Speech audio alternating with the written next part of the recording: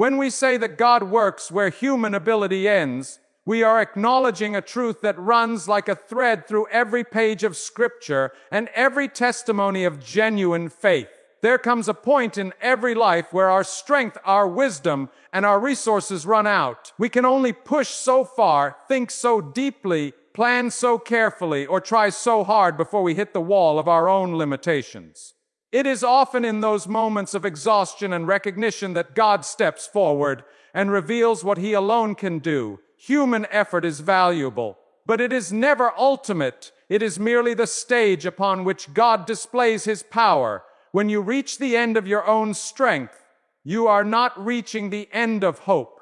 You are reaching the beginning of God's opportunity to work. Many people spend their lives trying to avoid that place where their abilities fail.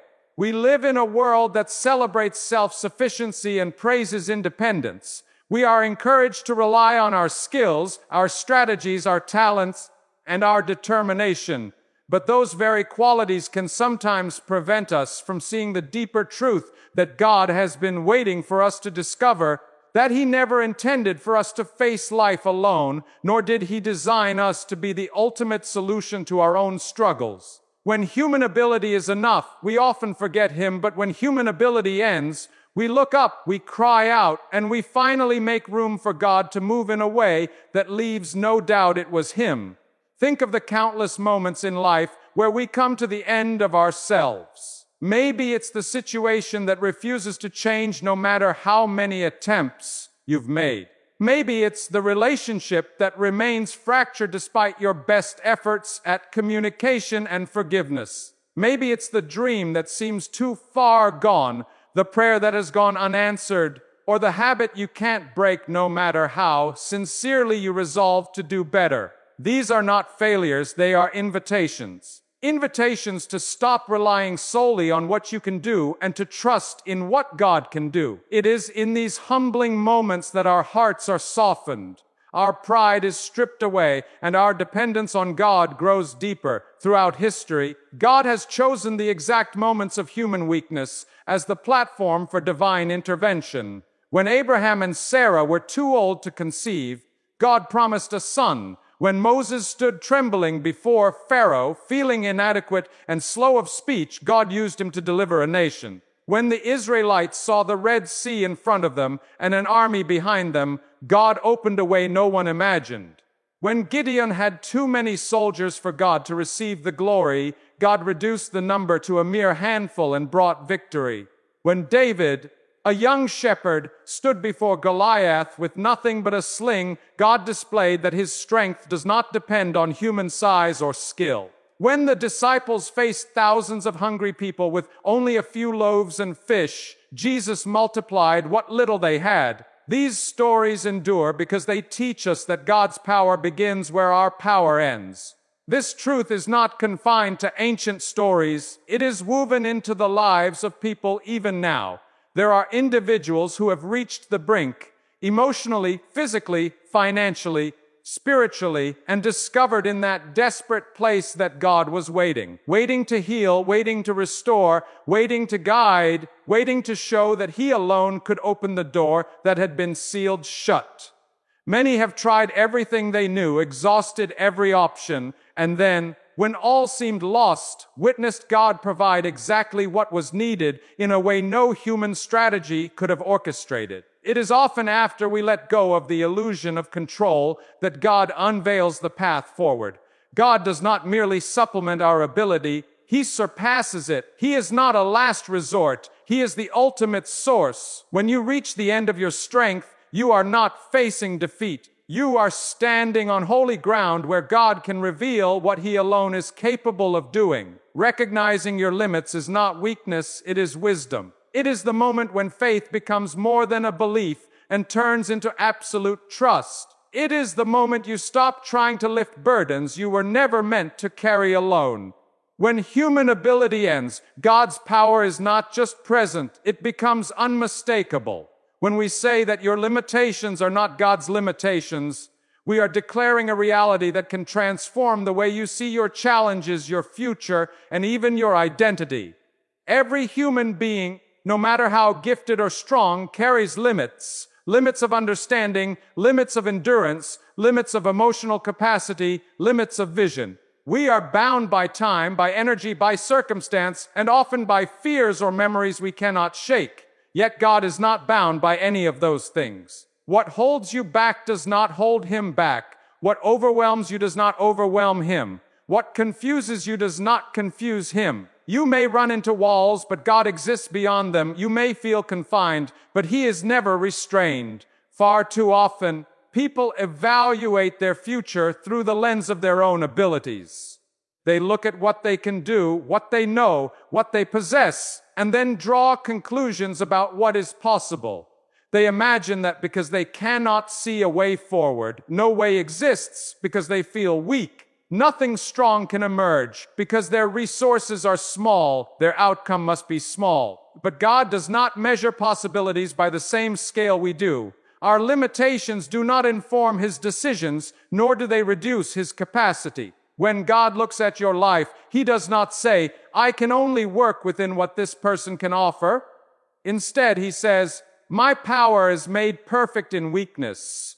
What limits you creates the very space where his power can be revealed. There are times in life when you stand face to face with your own inadequacy. You may feel unqualified, unprepared, or unable to meet the demands before you. You may feel stretched thin by responsibilities or discouraged by repeated failures. These moments can feel like dead ends, but they are often the very moments where God invites you to shift your focus from your inability to his limitless ability. Your weakness does not disqualify you from God's work. In many ways, it positions you for it. God is not searching the earth for perfect people. He is searching for willing hearts that trust him more than themselves. Again and again, Scripture highlights this truth. When God called Moses immediately listed his limitations. He was slow of speech, insecure, and afraid. But God was not deterred. When Jeremiah protested that he was too young, God reminded him that divine purpose is not constrained by human age. When Mary wondered how she could bear a child as a virgin, the angel told her that with God, nothing would be impossible. When the early church faced persecution and felt small against the power of Rome, God strengthened them, multiplied them, and spread the gospel across the world through people who, by human standards, should have been insignificant. God's work has always flourished through individuals who understood that their limitations were real but not final. Your limitations can actually become a protection. If you had unlimited strength, unlimited clarity, unlimited wisdom, you might rely entirely on yourself. You might never seek God, never surrender, never depend on his power. Limitations remind you that you are human. And in that reminder, they point you toward the one who is not. They keep you humble, keep you prayerful, and keep you aware that life was never meant to be lived by human strength alone. They push you to lean into God in a way that brings you into deeper relationship with him. There are people who look at their lives and say, I don't have enough faith, or I don't have enough talent, or I don't have enough courage, as though God were somehow shocked or hindered by that. He already knows everything you lack, and yet he calls you anyway. He is not waiting for you to become stronger before he uses you. He is waiting for you to yield. Yielding does not mean pretending you have no limits. It means acknowledging them while believing that God can work beyond them. Your greatest breakthroughs often begin when you stop obsessing over your weaknesses and start focusing on his strength. When you face something larger than yourself, something that exposes your limitations, you are not facing defeat. You are standing before an opportunity for God to demonstrate that his power has no boundaries. Your fear does not limit him. Your past does not limit him. Your failures do not limit him. Even your doubt does not limit him. He works not because you are capable, but because he is sovereign. Where you see a ceiling, he sees open sky. Where you see impossibility, he sees the next miracle. When we say that God prepares in private before he moves in public, we are touching a truth that defines much of the spiritual journey. God often begins his greatest works in hidden places, long before anyone else sees the results. He shapes hearts, strengthens faith, and develops character in the quiet seasons of life. These are the moments no one applauds and no one notices, moments that feel ordinary, overlooked, or even confusing. Yet these private seasons are the very soil in which God plants the seeds of future breakthroughs. What He is doing in you privately is preparing you for what He will reveal publicly in His own time. Consider how the most important parts of life happen out of sight. A seed grows roots before it ever pushes through the soil. A baby grows in the hidden safety of the womb before taking its first breath. The foundation of a building is laid underground before any walls rise above the surface. The strongest trees develop their deepest roots in places no eye can see. In the same way, God does His most important preparation in the depths of your life, where only He has access. He molds your attitudes, purifies your motives, strengthens your endurance, and teaches you to trust Him in ways that cannot be learned in the spotlight. The hidden seasons are not wasted seasons. They are essential seasons. Many people long for God to move dramatically and visibly, but they resist the quiet work He wants to do first. They want the miracle without the preparation, the influence without the refinement, the blessing without the discipline. But God knows that public blessings require private strengthening. He knows that if He releases certain gifts or opportunities too soon, they may crush you instead of bless you.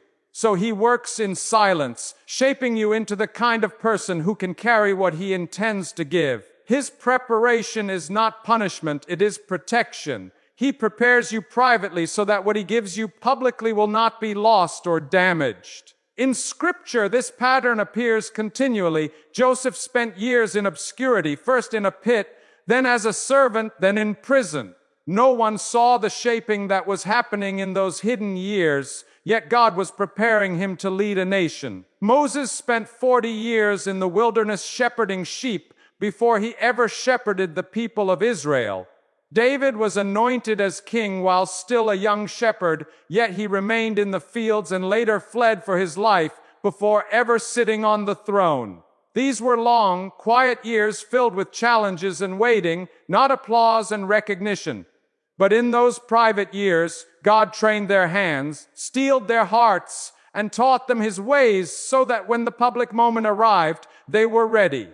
Jesus Himself lived this pattern. Before preaching to multitudes and performing miracles, He spent 30 years in relative obscurity and 40 days in the wilderness. His ministry was powerful because His preparation was deep. God never rushes preparation, because what He does in private gives strength to what He reveals in public. Your own life follows this same pattern. There are seasons when nothing seems to be happening, when your prayers feel unanswered, your efforts unnoticed, and your dreams delayed. It may feel as though God has forgotten you or placed you on a shelf, but often He is doing His most important work in those very moments. He is teaching you patience when you want speed, humility when you want recognition, perseverance when you want relief, and reliance on Him when you want independence. He is shaping you in ways you may not understand yet, but one day you will realize those private seasons